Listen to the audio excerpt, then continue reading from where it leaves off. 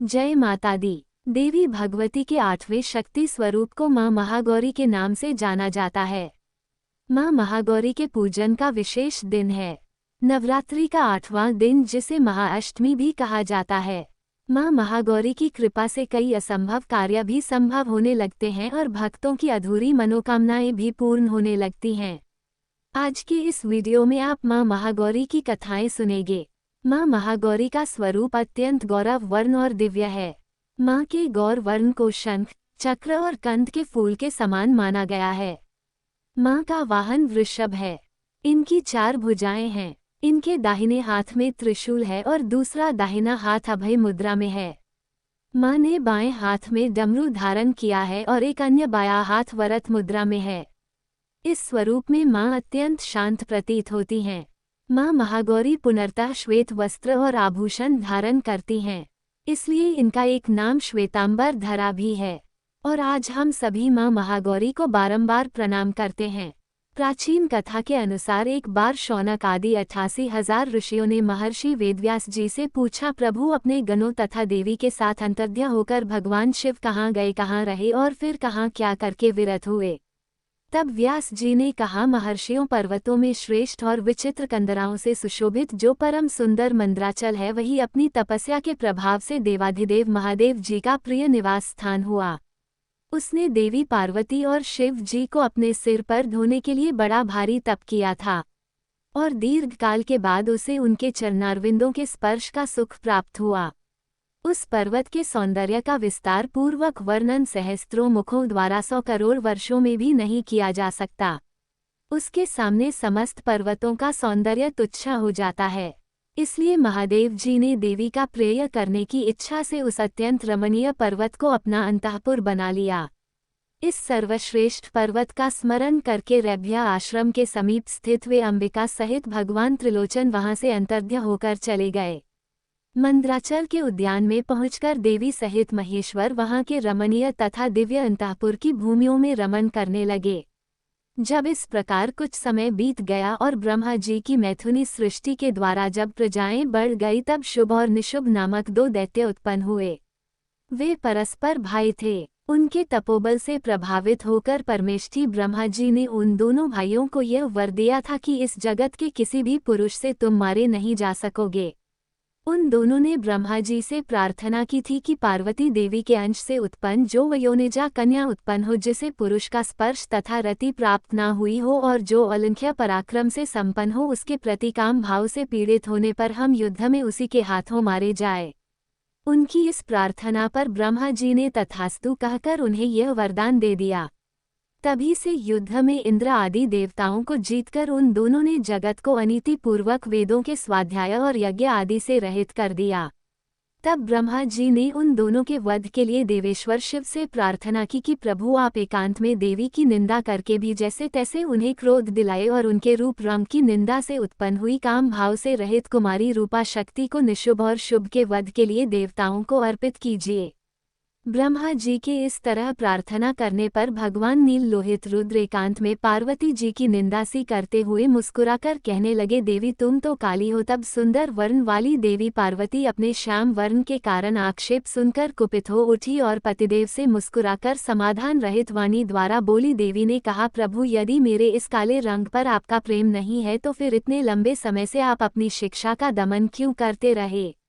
कोई स्त्री कितनी ही सर्वांग सुंदरी क्यों ना हो, यदि पति का उस पर अनुराग नहीं हुआ तो अन्य समस्त गुणों के साथ ही उसका तो जन्म लेना ही व्यर्थ हो जाता है। स्त्रियों की यह सृष्टि ही पति के भोग का प्रधान अंग है और यदि वो उससे ही वंचित हो गई तो फिर इसका और कहाँ उपयोग हो सकता है। इसलिए आपने एकांत में जिसकी निंदा की है, अब मैं उसी वर्ण को त्याग कर दूसरा वर्ण ग्रहण करूंगी या फिर स्वयं ही मिट जाऊंगी। ऐसा कहकर देवी तुरंत शैया से उठकर खड़ी हो गई और तपस्या के लिए दृढ़ निश्चय करके गदगद कंठ से जाने की आज्ञा मांगने लगी। इस प्रकार प्रेम भंग होने से भयभीत होकर भूतनाथ भगवान शिव स्वयं भवानी को प्रणाम करते हुए बोले। भगवान ने कहा, प्रिय मैंने क्रीड़ा या मनोविनोद के लिए बात कही है। मेरे इस अभिप्राय को ना जानकर तुम कुपित क्यों हो गई, और यदि तुम पर मेरा प्रेम नहीं होगा तो फिर भला और किस पर हो सकता है। तुम इस जगत की माता हो और मैं पिता तथा अधिपति हूँ। फिर तुम पर मेरा प्रेम न होना कैसे संभव हो सकता है? हम दोनों का ये प्रेम भी क्या कामदेव की प्रेरणा से हुआ है? कदापि नहीं, क्योंकि कामदेव की उत्पत्ति से पहले ही तो जगत की उत्पत्ति हुई है। कामदेव की सृष्टि तो मैंने साधारण लोगों की रति के लिए की है। कामदेव मुझे साधारण देवता के समान मानकर मेरा कुछ कुछ तिरस्कार करने लगा था, इसलिए मैंने उसे भस्म कर दिया। और हम दोनों का ये लीला विहार भी तो जगत की रक्षा के लिए ही है, और उसी के लिए आज मैंने तुम्हारे प्रति ये परिहास युक्त बात कह दी थी। मेरे इस कथन की सत्यता तुम पर शीघ्र ही प्रकट हो जाएगी देवी। तब देवी पार्वती जी ने कहा, भगवान पति के प्यार से वंचित होने पर जो नारी अपने प्राणों का भी परित्याग नहीं कर देती वह कुलांगना और शुभ लक्षणा होने पर भी सत्पुरुषों द्वारा निंदित ही समझी जाती हैं। मेरा शरीर गौरव का नहीं है और इस बात को लेकर आपको बहुत खेद होता है ना? अन्यथा क्रीड़ा या परिहास में भी आपके द्वारा मुझे काली कलूटी कहा जाना कैसे संभव हो सकता था? प्रभु, मेरा कालापन आपको प्रिय नहीं है, अब इसलिए वह सत्पुरुषों द्वारा भी निंदित है और अब तपस्या द्वारा इसका त्याग किए बिना मैं यहाँ रह ही नहीं सकती। देवी की बात सुनकर भगवान शिव बोले, यदि अपनी श्यामता को लेकर तुम्हें इस प्रकार का संताप हो रहा है तो फिर इसके लिए तुम्हें तपस्या करने की आवश्यकता ही क्या है? तुम मेरी या फिर अपनी इच्छा मात्र से ही दूसरे वर्ण से युक्त हो जाओ। देवी ने कहा, प्रभु, मैं आपसे अपने रंग का परिवर्तन बिल्कुल नहीं चाहती और स्वयं भी इसे बदलने का संकल्प नहीं कर सकती। अब तो तपस्या द्वारा ब्रह्मा जी की आराधना करके ही मैं शीघ्र गौरी हो जाऊंगी। शिव जी बोले, महादेवी, पूर्व काल में मेरी ही कृपा से ब्रह्मा जी को ब्रह्म पद की प्राप्ति हुई थी, इसलिए तपस्या द्वारा तुम उन्हें बुलाकर क्या करोगी? देवी ने कहा, प्रभु, इसमें संदेह नहीं कि ब्रह्मा आदि समस्त देवताओं को आपसे ही उत्तम पदों की प्राप्ति हुई है। फिर भी आपकी आज्ञा पाकर मैं तपस्या द्वारा ब्रह्मा जी की ही आराधना करके अपना अभीष्ट सिद्ध करना चाहती हूँ। पूर्व काल में जब मैं सती के नाम से दक्ष की पुत्री हुई थी तब तपस्या द्वारा ही मैंने आप जगदीश्वर को पति के रूप में प्राप्त किया था। इसी प्रकार आज भी तपस्या द्वारा ब्राह्मण ब्रह्मा जी को संतुष्ट करके मैं गौरी होना चाहती हूँ। ऐसा करने में यहाँ क्या दोष है, ये बताइए। महादेव जी के ऐसा कहने पर वामदेव मुस्कुराते हुए से चुप रह गए।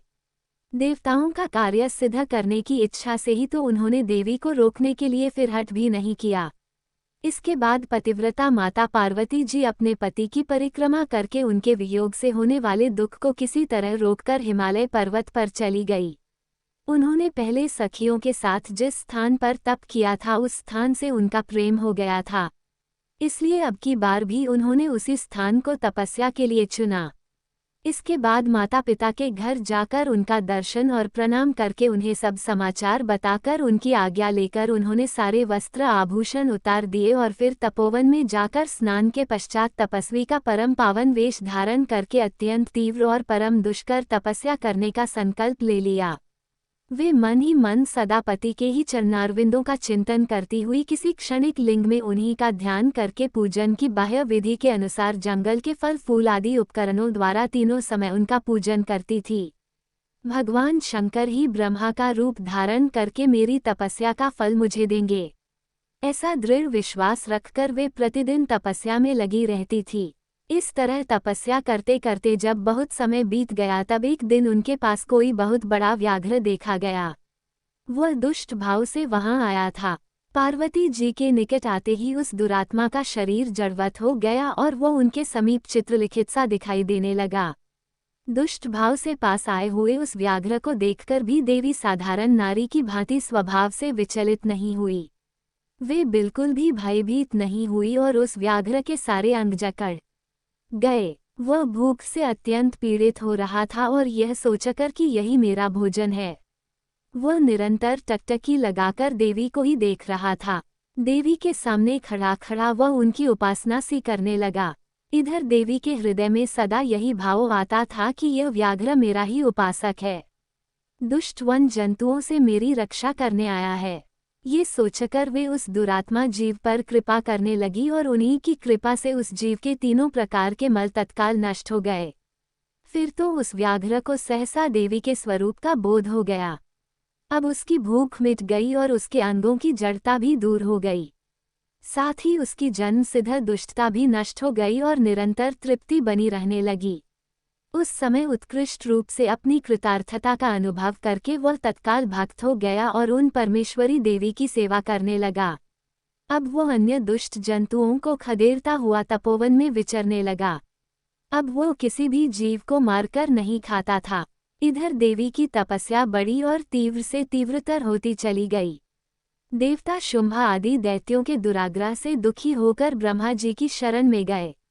उन्होंने शत्रु पीड़ा जनित अपने दुख को उनसे निवेदन किया। शुभ और निशुभ वरदान पाने के घमंड से देवताओं को जैसे जैसे दुख देते थे, वह सब सुनकर ब्रह्मा जी को उन पर बड़ी दया आई। उन्होंने दैत्य वध के लिए भगवान शंकर के साथ हुई वार्तालाप का स्मरण करके देवताओं के साथ देवी के तपोवन को प्रस्थान किया। जहाँ पर देवी तपस्या में लीन थी, वहाँ सुरश्रेष्ठ ब्रह्मा जी ने उत्तम वन में परिनिष्ठित परमेश्वरी पार्वती जी को देखा।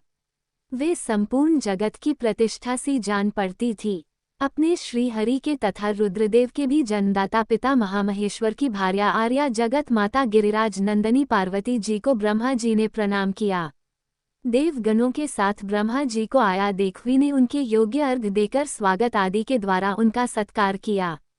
बदले में उनका भी सत्कार और अभिनंदन करके ब्रह्मा जी अनजान की तरह देवी की तपस्या का कारण पूछने लगे। ब्रह्मा जी तो सब कुछ जानते थे। तब ब्रह्मा जी कहने लगे, देवी, इस तीव्र तपस्या के द्वारा आप यहाँ किस अभीष्ट मनोरथ की सिद्धि करना चाहती हैं? तपस्या के संपूर्ण फलों की सिद्धि तो आपके ही अधीन है, जो समस्त लोकों के स्वामी हैं। उन्हीं परमेश्वर को पति रूप में पाकर आपने तो तपस्या का संपूर्ण फल प्राप्त कर लिया है। अथवा ये सारा ही क्रियाकलाप आपका लीलावास है। परंतु देवी, आश्चर्य की बात तो यह है कि आप इतने दिनों से महादेव जी के विरह का कष्ट कैसे सह रही हैं? देवी ने कहा, ब्राह्मण, जब सृष्टि के आदिकाल में महादेव जी से आपकी उत्पत्ति सुनी जाती है, तब समस्त प्रजाओं में प्रथम होने के कारण आप मेरे ज्येष्ठ पुत्र होते हैं। और फिर जब प्रजा की वृद्धि के लिए आपके ललाट से भगवान शिव का प्रादुर्भाव हुआ, तब आप मेरे पति के पिता और मेरे ससुर होने के कारण गुरुजनों की कोठी में आ जाते हैं। और जब मैं ये सोचती हूँ कि स्वयं मेरे पिता गिरिराज हिमालय आपके पुत्र हैं, तब आप मेरे साक्षात पितामह लगते हैं। लोक पितामह, इस तरह आप लोक यात्रा के विधाता हैं। अंतःपुर में पति के साथ जो वृतांत घटित हुआ है, उसे मैं आपके सामने कैसे कह सकूंगी? इसलिए यहाँ बहुत कहने से क्या लाभ है।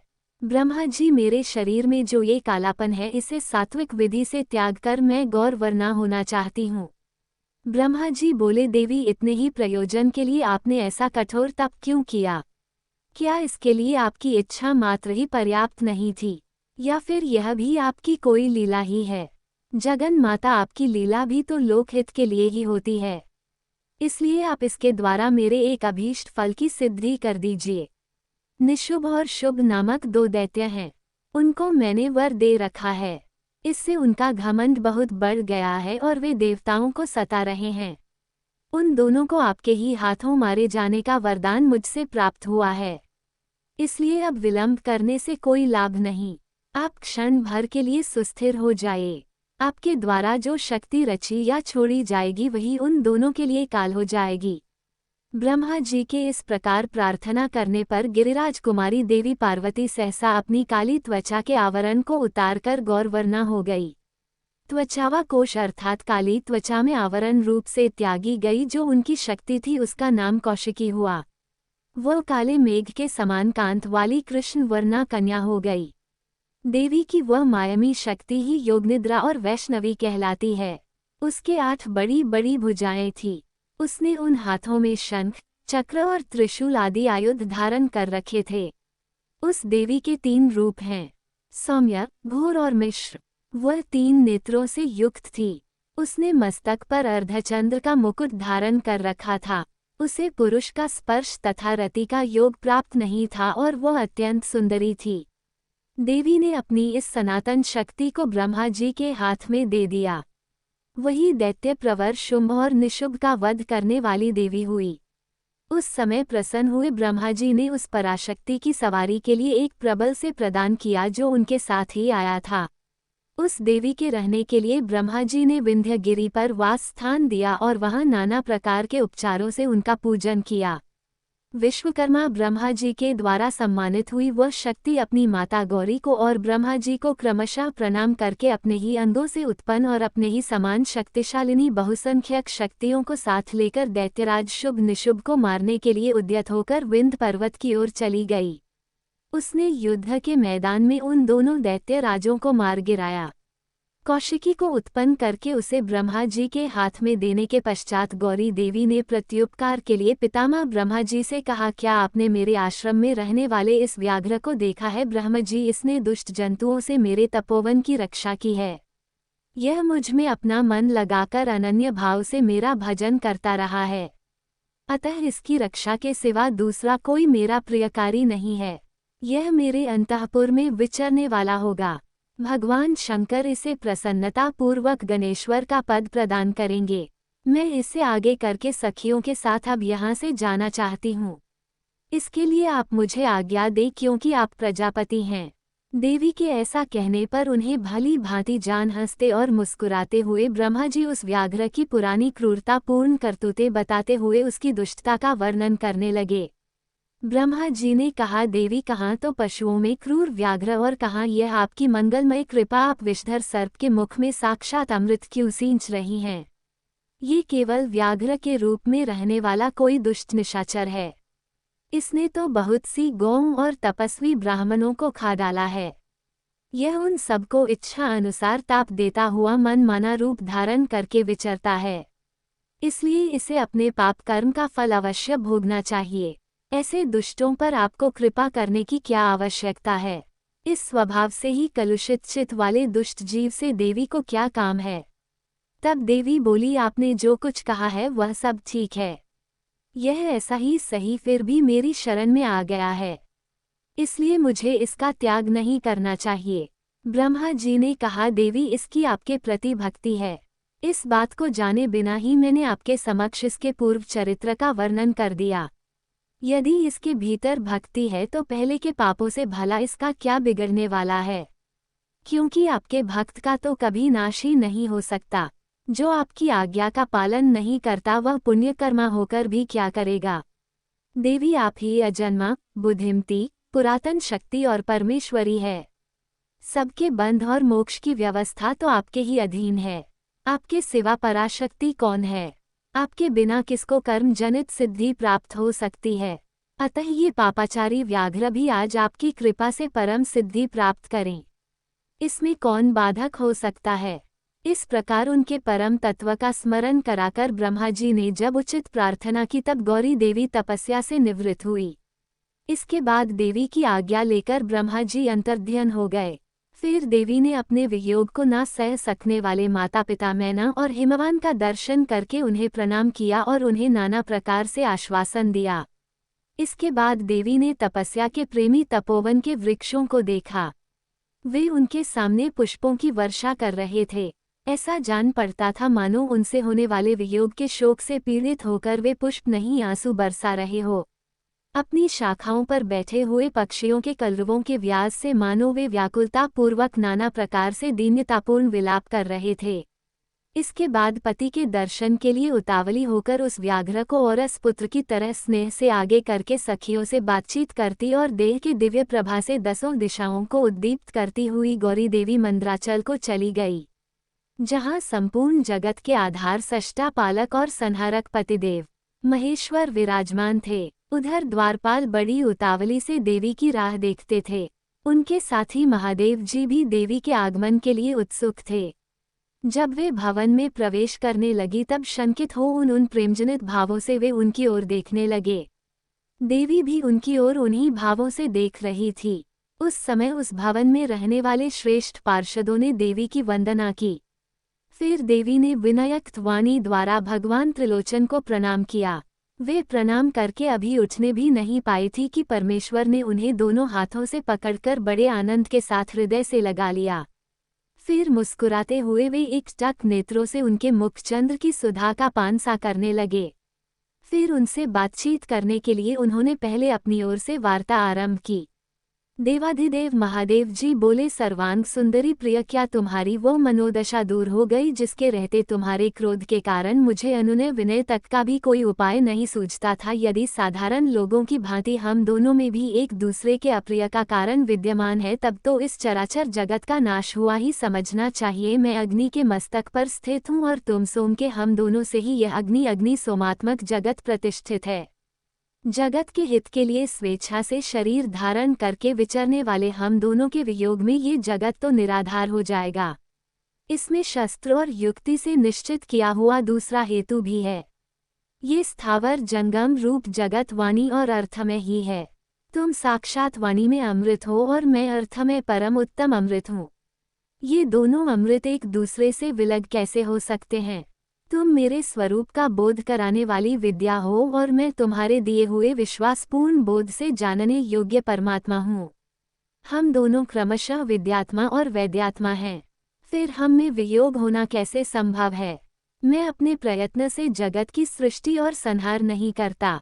एकमात्र आज्ञा से ही सबकी सृष्टि और संहार उपलब्ध होते हैं, और जब तक यह आज्ञा मुझे प्राप्त नहीं हो जाती मेरे लिए सब कुछ असंभव है।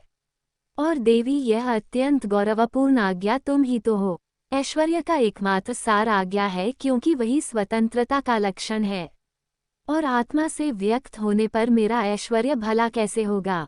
हम लोगों का एक दूसरे से विलक होना असंभव है। देवी देवताओं के कार्य की सिद्धि के उद्देश्य से ही मैंने उस समय उस दिन लीलापूर्वक व्यंग वचन कहा था। और देवी, तुम्हें भी तो सब कुछ पता था, तुम तो अनजान नहीं थी। फिर भला तुम कुपित कैसे हो गई? इसलिए यही कहना पड़ता है कि तुमने मुझ पर जो क्रोध किया था वह त्रिलोकी की रक्षा के लिए ही था, क्योंकि तुम में ऐसी कोई बात नहीं है जो जगत के प्राणियों का अनर्थ करने वाली हो। इस प्रकार प्रिय वचन बोलने वाले साक्षात परमेश्वर शिव के प्रति श्रृंगार रस के सारभूत भावों की प्राकृतिक जन्मभूमि देवी पार्वती अपने पति की कही हुई ये मनोहर बात सुनकर इसे सत्य जानकर मुस्कुरा कर रह गई। लज्जावश वे कुछ कह ही नहीं सकी। केवल कौशिकी के यश का वर्णन छोड़कर और कुछ भी उन्होंने नहीं कहा। देवी ने कौशिकी के विषय में जो कुछ कहा अब उसका वर्णन करते हैं। देवी बोली, भगवन, मैंने जिस कौशिकी की सृष्टि की है उसे क्या आपने नहीं देखा? वैसी कन्या ना तो इस लोक में हुई है और ना ही कभी होंगी। ऐसा कहकर देवी ने उसके विंध्य पर्वत पर निवास करने और युद्ध के मैदान में शुभ और निशुभ का वध करके उन पर विजय पाने का प्रसंग सुनाकर उसके बल पराक्रम का वर्णन महादेव जी के सम्मुख कहा। इसके साथ यह भी बताया कि वो उपासना करने वाले लोगों को सदा प्रत्यक्ष फल देती हैं तथा निरंतर लोगों की रक्षा करती रहती हैं। प्रभु, इस विषय में ब्रह्मा जी ही आपको आवश्यक बातें बताएंगे। उस समय इस प्रकार बातचीत करती हुई देवी की आज्ञा से ही एक सखी ने उस व्याघ्र को लाकर उनके सामने खड़ा कर दिया। उसे देखकर देवी कहने लगी, देव, यह व्याघ्र मैं आपके लिए भेंट स्वरूप लाई हूँ। आप इसे देखिए, इसके समान मेरा उपासक दूसरा कोई नहीं है। इसने तो दुष्ट जंतुओं के समूह से मेरे तपोवन की रक्षा की थी। यह मेरा अनन्य भक्त है। इसने जिस प्रकार मेरी रक्षा की, अब यह मेरा विश्वास पात्र बन गया है। मेरी प्रसन्नता के लिए देखिए प्रभु, यह अपना क्षेत्र छोड़कर यहाँ आ गया है। महेश्वर, यदि मेरे आने से आपको प्रसन्नता हुई है और यदि आप मुझसे अत्यंत प्रेम करते हैं तो मैं चाहती हूँ कि यह नंदी की आज्ञा से मेरे अंतःपुर के द्वार पर अन्य रक्षकों के साथ उन्हीं के चिन्ह धारण करके सदा स्थित रहे। तब देवी के इस प्रकार मधुर और अंततोगतत्वा प्रेम बढ़ाने वाले शुभ वचनों को सुनकर महादेव जी कहने लगे, देवी, मैं अत्यंत प्रसन्न हूँ। फिर तो वह व्याघ्र उसी क्षण लचकती हुई स्वर्ण जटित बेत की छड़ी, रत्नों से जटित विचित्र कवच, सर्प की सी आकृति वाली छुरी और रक्षकोजित वेश धारण किए गणाध्यक्ष के पद पर प्रतिष्ठित दिखाई दिया। उसने उमा सहित महादेव और नंदी को आनंदित किया था, इसलिए सोम नंदी नाम से विख्यात हुआ। इस प्रकार देवी का प्रिय कार्य करके चंद्रार्ध भूषण महादेव जी ने उन्हें रत्न भूषित दिव्य आभूषणों से भूषित किया। चंद्रभूषण भगवान शिव ने सर्व मनोहरणी गिरिराज कुमारी गौरी देवी को पलंग पर बिठाकर उस समय सुंदर अलंकारों से स्वयं ही उनका श्रृंगार किया और इस प्रकार देवी महागौरी के नाम से विख्यात हुई।